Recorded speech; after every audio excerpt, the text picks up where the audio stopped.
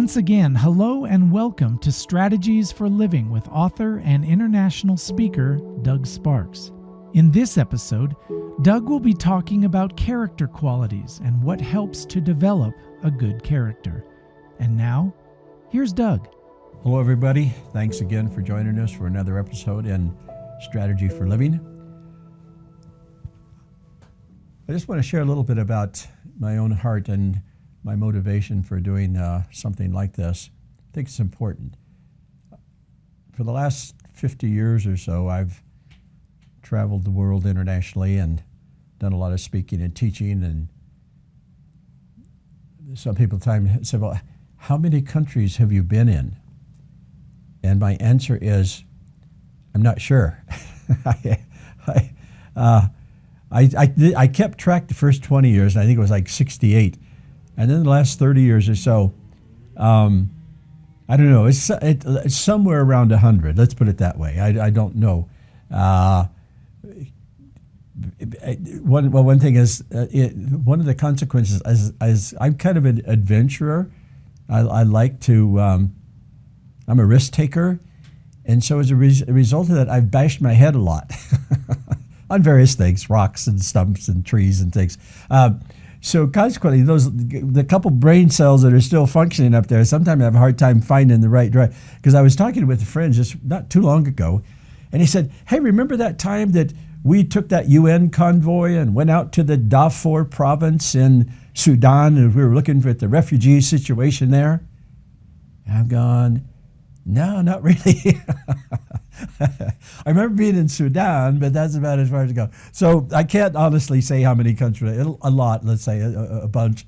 But the one thing that I almost, without exception, do, and in the various places that I speak, the student population is usually somewhere between 18 and 35, let's say, somewhere in that range.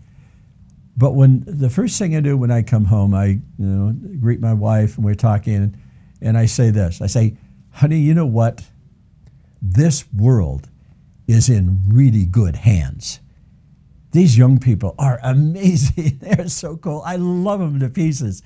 I'm their biggest advocate. I'm their biggest fan. I love who they are. I love their energy, and they're wanting to do something valuable and all this kind of thing. That is the most energetic, and that's one of the very few times I have to say that when I'm done at the end of the week, emotionally I am pretty exhausted on one hand, but on the other hand, I am so encouraged in my heart and spirit by the qualities I see in the younger generation that I'm motivated to try to help you. That's my whole motivation, is to try to help you be everything you can be and to really make this world a better place. And hopefully you're going to pick up on some of this stuff that we're talking about. You'll be encouraged by it. That's my main motivation. And you might learn something along the way, and it might be helpful for you to apply it so that there will be a possibility of you being a real, in the good sense, a real valiant warrior in the good sense of making a difference and being strong and fully developed and using all your talents, because you are unbelievably talented and gifted. So I just want to speak words of encouragement to you guys, and want you to know I'm your biggest advocate, biggest fan. I'm rooting for you big time. So let's get back to this character quality issue in terms of responsibility. It's a major one. It's one that can't be easily cast off. I think it lays the foundation for a lot of the other character qualities that we need to build within us.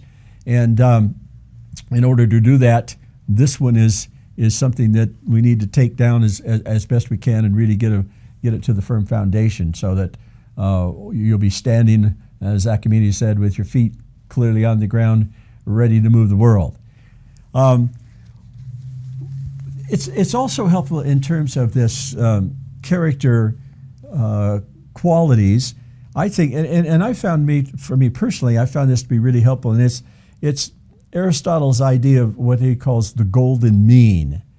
And the golden mean is this, that true virtue lies in the balance of pretty much anything.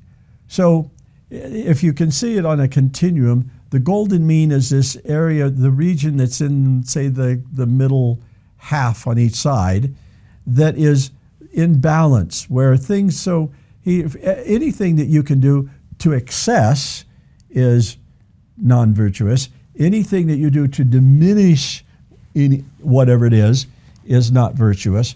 But true virtue is finding this balance within this range. And we often talk about the standard deviation of the bell curve. It's something like that, but it's something that you can move on back and forth. For example, love. You say, well, you can never have too much love. Oh yeah, you can. You can go to the point where if it's the emotional love, you just burn yourself out. Or if you go the other way with no love, that isn't any better. So there's no virtue there. Virtue is finding that range of balance. And so with responsibility, and this is where it's also important, and I know this probably isn't at the point right now scientifically in the modern world, blah, blah, blah, but you need to learn to listen to your conscience.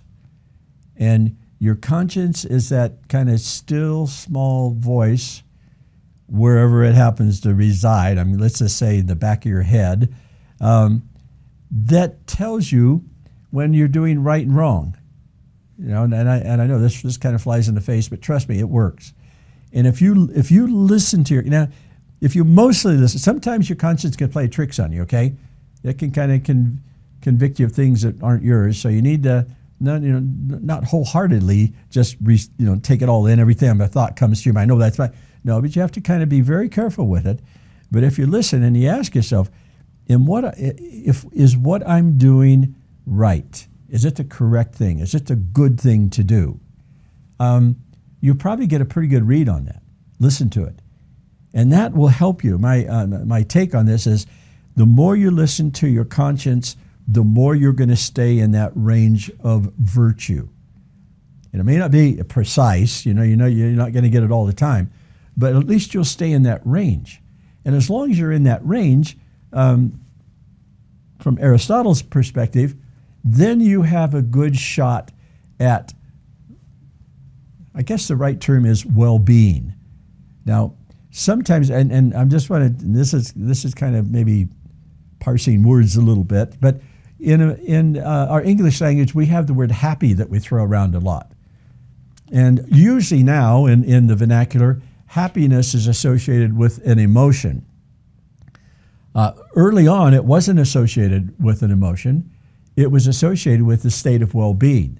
Remember in our Constitution, life, liberty, and the pursuit of happiness? Now, that's pretty hard to legislate happiness, right? If you're not happy, it's the government's fault because they said they were going to make me happy and I don't feel happy. Well, that's not what it meant. In English, as you know, in most languages, words have a way of changing their definition over time. And so in the earliest time, it meant kind of blind luck or just lucky. And then it kind of morphed into something more like well-being, and now it's morphed into more like an emotional feeling of ecstasy, something like that. So to establish what oftentimes is happiness is what I would call well-being. If you listen to your conscience on a regular basis, it will keep you in that range. And it's not like it's an exact thing. Sometimes it is, but most of the time it's in a range, okay? And that helps to balance this thing out. So you're not looking for absolute perfection, because nobody's perfect, but what we are looking for is trying to stay within that range of well-being, and that will serve you really well. Okay, so we talked about taking responsibility for yourself and making sure that you find that clear. The other thing that you need to start taking responsibility on, usually it starts from you and work your way out. And so, as most of us, are involved in some sort of family, which is high probability that your family of origin will be somewhat dysfunctional.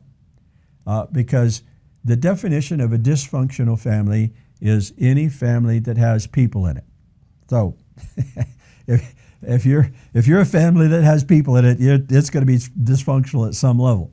So what you need to understand, you need to try to sort out here is what is my responsibility in the role that I play in my family. So you might be a parent, you might be a sibling, you might be the child,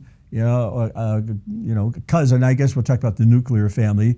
So as your role, as a father, for example, and having 3 kids of my own, I know that the role of a father is really important. And the way you conduct yourself is important. Now, you're never going to get absolutely right. There's no such thing as a perfect father, okay? That's just self-evident. That's not going to happen. But the best thing you can do for your kids as soon as possible, well, first of all, unbelievable amounts of encouragement, okay? You really need to encourage them. They've got enough negative stuff coming at them. You don't need to add to it, okay? Life's tough enough. Don't make it worse. So encourage them. The other thing, and the balance of that is you need to instill discipline into their lives, boundaries, because as children grow up, they are looking for what are the boundaries? How far can I go before I step over the boundary? And so as a father, and of course it also involves the wife as well, but in establishing boundaries, what you're saying to your children is this kind of behavior is okay, but there's a boundary. There's a place where you go over, and that's not okay. So you gotta take control of that, and you need to impose the discipline, the boundaries that are appropriate, shall we say, for the action. So, for example, when we lived in Cyprus, we were actually living in an old mining compound that had been owned by an American mining company.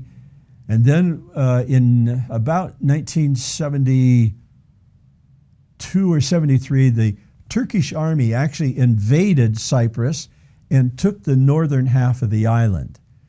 And so about 200,000 Greeks fled to the south side. The total population of the island is only 800,000.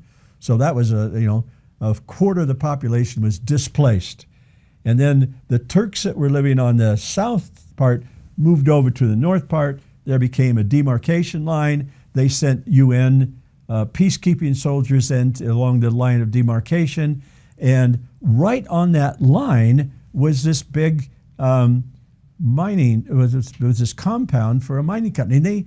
And it was amazing because when we arrived there, my wife and I, we just left Egypt. We went to Cyprus, and we didn't know anybody. I had one friend there, and we found a place, and we were looking at that time, thinking about starting this Institute of Middle East Studies. And my friend said, well, there's this old mining compound on the other side of the island. He said, I'm not sure if it's on the Greek side or if it's on the Turkish side. I don't know, somewhere along there. But he said, here's the keys to my car. Drive across and take a look at it. Maybe that could work, because we were looking for a place. And oh, by the way, when we got there, not only had they had 200,000 Greek refugees, the civil war in Lebanon had just started, and there were thousands of Lebanese that had also fled to Cyprus. And so it was like a giant refugee camp. There were tents, refugee tents everywhere. There were people living in chicken coops and garages. It was a disaster. And so when I said to my friend, well, you would like to find a place that we could house like 60 or 70 people, he looked at me like I had to be the village idiot, which might be true, but I don't claim that title right away. And he said, well, here you go take a look at it, see where it's at. So my wife and I jumped in the car and drove about 2.5 hours to the other side of the island and drive down this little narrow road, come around the corner, and oh my gosh, here is this. You think of a mining compound, I'm thinking of old buildings that are falling down and blah. Here is this compound that looks like it's been picked up out of someplace in America and just stuck there because it was an American company. So when they built the compound, they built it on American standards. Beautiful red brick homes. They had a swimming pool, tennis courts, and I'm looking at this going, oh my gosh, this is crazy good. Oh, and so I started peeking in the windows and it was empty. And I thought, wow, this is amazing. So I asked, who owns it? They said, well, the Bishop of Morphu, or the diocese there, the Bishop of Morphu owns this, and need to talk to him. So I found out where he was and went up and talked to him and said, is there any chance of renting this stuff? And he goes, yeah, you can rent it. And I'm thinking, this is crazy good. Now, the one thing I didn't stop to ask was, why were these buildings empty? I should have asked that first, but I didn't. So after come to find out, this compound sat right on the demilitarized zone between the Turkish army and the Greek army. We were on the Greek side, but literally 800 meters from our house or less was the beginning of the minefield, that separated the Greek army from the Turkish army. And the other part of the compound, we were taking about half of it. The other half of the compound was used by what was called DANCON, the Danish contingency to the UN, the peacekeeping force. So we ended up with our headquarters being literally within 400 to 800 meters from a live minefield. So when we found out we were this close to the minefield, we had DANCON, which were about 100 soldiers in that particular location, and they were driving up and down this road using their armored personnel carriers and big heavy trucks. And these were just a bunch of kids. These Danish soldiers, maybe 18, 19, 20 years old, and they still thought it was fun to do like 50 miles an hour up down this tiny little road. Well, the problem was the driveway of our place went right into that road. And at the time, we were a bunch of young families. We started having kids, and our little kids would be on their little scooters and little things. And at one point, we're scared spitless that one of the kids is going to go out into the road, and a truck's going to come by, and that's going to be the end of it. So I got out there, and I painted a big white line across that driveway. And we got all the little kids out there, and I lined them up, and I said, see this line? You are not to go beyond this line. If you do, and again, excuse me for being old school, if you do, I'm going to spank you, okay? You're going to get the wooden spoon. So you don't go across that line. And all these, oh, okay. They had no idea what I was saying. But they could tell by the tone of my voice that I meant business. Now, what was I trying to do? Reduce their freedom? Take away their rights? No, I was trying to keep them from killing themselves. So discipline is important. You want minimal discipline necessary to achieve the goal that you're after with your children. Okay, minimum force, minimum discipline, but there must be discipline. One other an aside, and this is not cultural bias at all, because I honestly really, really, really, really love the Scandinavians. And we had a lot of Scandinavians, kids, young people come as staff and students and things to the Institute. And so I love them to pieces. But I also noted a little bit that Scandinavia now, if we've developed a culture of minimal restrictions, if any nations, the Scandinavian countries, have really set a high standard for doing away with sex discrimination, racial discrimination, and now they basically have a birth to grave social system that takes care of their citizens, and all this is wonderful. One of the things I think, in my opinion, has been lacking was the self of any kind of discipline imposed on the children, because they thought if you impose discipline on the children, then it's going to restrict them, it's going to hold them back from their natural ability to grow. And fair enough, you want to make that's fine. I don't have a problem with that. But I do have to say, I did notice that with a lot of the Scandinavian kids, the students that came and staff, there wasn't a lot of grit.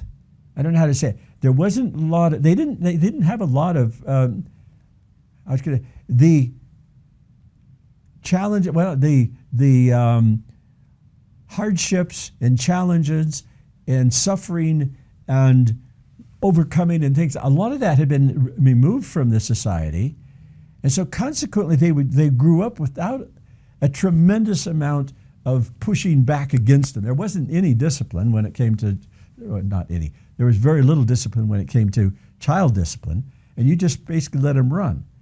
And now you're seeing them as 20 and 25-year-olds, and they just had a sense about them that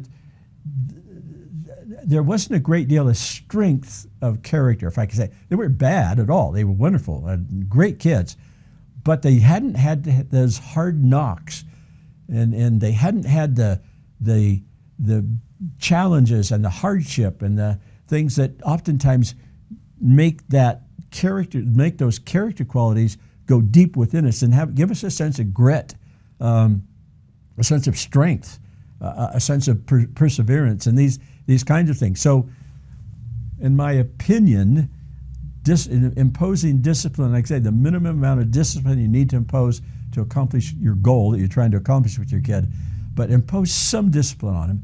Otherwise, all that energy just is dispersed in a million different directions, and there's no forward progress. Let's put it that way. So I will move on from there. But in the family, as we're talking about with fathers, give your kids as much responsibility as early as they can, and let them own it. Let them grow up into their responsibility in a regular and an incremental way.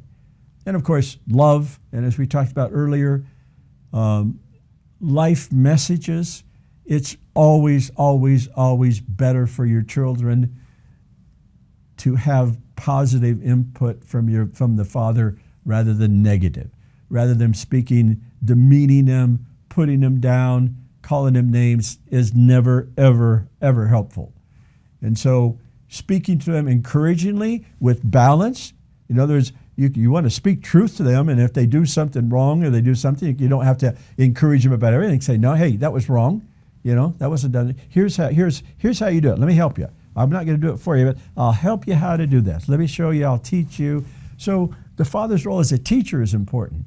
A positive influence, affirming influence, encouraging, giving them space, giving them responsibility, and being there. Just the presence of a father in a family is incredibly important. And Dr. Peterson refers to this a lot, of the psychological advantages of having a two-parent home, and especially when the father is absent. There's a good bit of irrefutable evidence that it has a very negative effect on the children. And so if you're a dad, if you're a father out there, or you want to be a father, take seriously your fatherhood, because you can either make or you can destroy your kids easily. And so take that very seriously. Enable them to grow up in such a way that they're going to be really everything they can possibly be. And of course, in our family, if you're the mother, you're going to wear a number of different hats. And motherhood, in my opinion, is one of the highest callings possible, because not only do you give life, but you're also there mostly as the nurturer, the caring, the one who gives, the caregiver. You're the one that's the encourager. You're a teacher. You're all these kind of things. And I'm not, trying to make this a male-female thing, and this is a male, dominant, autocratic hierarchy that's oppressing the wife. It's not that at all. I just think that in our God-given abilities and through 200,000 years of evolution, it seems that the female often has a much better understanding of what babies and children need than the male does. And it is what it is. And so it's not a demeaning role at all. And I think for a good bit of our history, it wasn't the male-dominated oppressive society as such. It was oftentimes a very collaborative effort of the husband and wife working together hand in hand, trying to raise a family. I think, and in some ways that's the ultimate epitome of what being is all about in terms of propagating the species and bringing forth new life. And it's husband and wife that are working concurrently in concert with each other and with mutual respect and love. And so if you can do that, and then moms, I think again, I oftentimes, it warms my heart when I see these big tough football players, and they're 6'5", 320 pounds, tough as nails. And when they start talking about their mama, they just melt. And I've gone, okay, that's the way it should be. Their mom is, their mom is probably, maybe 5'2" and weighs 90 pounds. And she's the one that, has their heartstrings. And if she says jump, they say, how high, mama? So this kind of thing. So there is a role to be played of the women that bring that love and warmth and into the environment of the home and into the family. And if you're looking at starting families, if you're out there and you've already got kids, just make sure that you're there to comfort, strengthen, and encourage, and discipline, and guide, and teach, and love on them. And if you do that, then you got a pretty good chance your kids are going to grow up being healthy and good, productive adults. If you raise good kids, hopefully they're going to go on and be productive members of our community and of our society.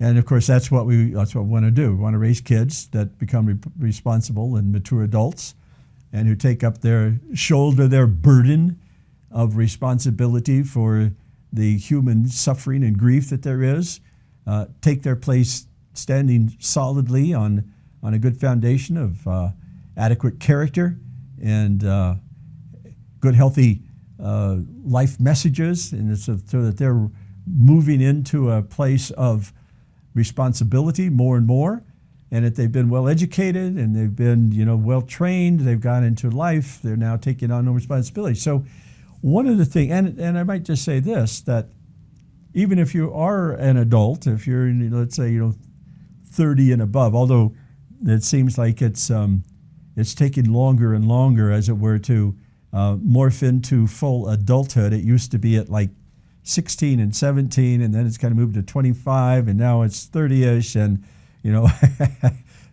if you're still living in your mom's basement and you're 40, might want to do a double check on how that's working for you. But our society now is made up of all of us as individuals who are sharing common values, hopefully, and sharing common purpose. We want to move ahead in such a way that we create for our kids a good space. We want it to be safe. We want it to be full of adventure. We want it to be full of possibilities, and all these things that we have in our hearts and minds to do. To make that a reality, you have to actually be engaged with your culture and with your society, and you can do that on a very local level, where you get involved in your community, in your neighborhood. You can do that on a bigger level, on a state level, or on a regional level. Whatever place you find yourself on the hierarchy, engage others in that level. And I would say the main role you have is obviously not to dominate, not to control, not to try to convince people, but just to come alongside them. And you'll be surprised how many people simply need a word of encouragement. And be an encourager. Commit yourself to encourage others. Commit yourself to work with them, to come alongside them, to be friends, to promote them and help them. You see, the easiest thing in the world is to tear people down. That takes like IQ of less than 40 and whatever. You can always tear people down. There's no virtue in that. But to be truly virtuous, to be really somebody who's valued in the society and in the culture and in the neighborhood and in the family, you've got to intentionally do courageous acts, do good things, do things that encourage others. Not think about them, but actually engage and make it a habit to do it. It's an action, not so much a thought. And the more we can become actionable and impose these things in our culture and society, the healthier we're going to be, and hopefully it will lead to, quote, happiness, well-being. Thanks for joining us. We appreciate it. We'll see you next time around. Thanks for listening. Join us next time on Strategies for Living with Doug Sparks.